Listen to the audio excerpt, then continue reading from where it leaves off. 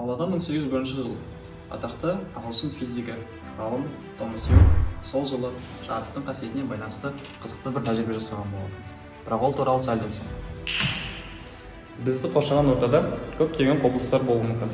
Яғни абстрактылық құбылыстар. Абстрактылық құбылыс дегеніміз, мысалы, бұлттың не екенін, кемпір-қосақтың не екенін сіз анықтама бере аласыз ба? Бере алмайсыз. Бірақ біз оны көріп жүрміз, біліп жүрміз. Сондай бір құбылыстардың ішінде өте қызық құбылыстардың бірі, ол кәдімгі жарықтың не екенін. Осы бір жарықтың не екеніне, мысалы, көп адамдар анықтама бере алмауы мүмкін. Осы бір жарық болсын, күннен түсетін жарық болсын, сіздің ұялы телефоныңыздағы фонариктің жарығы болсын, біз нақты бір анықтама бере алмауымыз мүмкін. Бұған 18 ғасырға дейін физиктерде қатты бір анықтама бере алмады.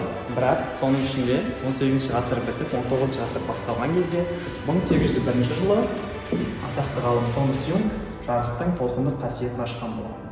Ол өзінің тәжірибесінде екі шелден жарық өткізеді. Сол кезде пайда болған құбылысты бізге сипаттап, жарықтың толқын екенін дәлелдеп көрсетеді. 2 hours later. Осы тәжірибені бізде жасап көрейік.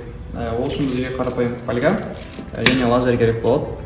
Және жасамас бұрын сіздерге бір сұрақ. Мұнда көріп тұрғандарыңыздай мен алдын ала екі сызықты кесіп алғанмын. Бұны алмазбен немесе кеңсіп шағымен кессеңіздер болады. Сұрақ мынадай. Мен қазір лазер түсірген кезде ар жақта экранда қанша сәуле пайда болады? Соған жауап берсеңіздер. Бейжан балдыға қойып жауап беріп алыңыздар.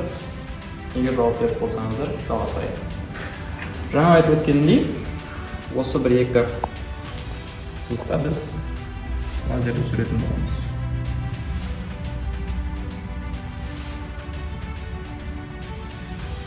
Түсірген кезде байқасаңыздар, ортадағысы ең қатты жоғары сәуле. Одан кейін қара сызық, сосын қайтадан жасыл сәуле, сосын қара сызық, сосын жасыл сәуле. Солай қарай әлсіз болып кете береді. Жаңа жасаған тәжірибемізге анықтама беретін болсақ, бізде ең алғаш жарық көзі болды, яғни лазер. Сол лазерді жаққан кезде бізде одан толқындар пайда болады. Яғни жарық.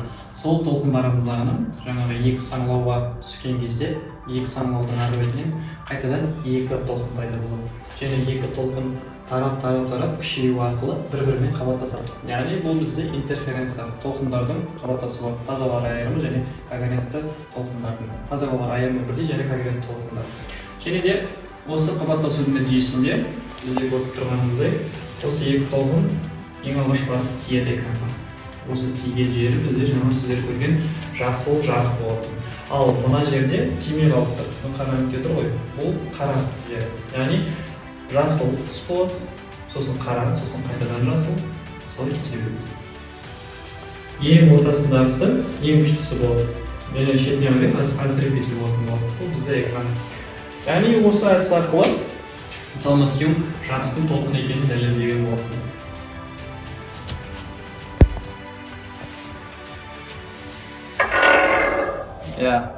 Осылайша біз сіздермен бүгін Томас Юнгтің жарықтың толқын екенін дәлелдейтін тәжірибесін жасаған болатынбыз. Бәлкім сіздер жарықтың бұндай қасиеті бар екенін күтпеген боларсыздар. Бұл қалыпты жағдай, өйткені атақты ғалым Ричард Фейнман айтпақшы, ғылымдағы ең үлкен жаңалықтар біз күтпеген нәрселерден шығады. Және бұл соң емес, достар, өйткені жарықтың сіздер білмейтін тағы да екінші бір қасиеті бар. Ол туралы келесі видеода.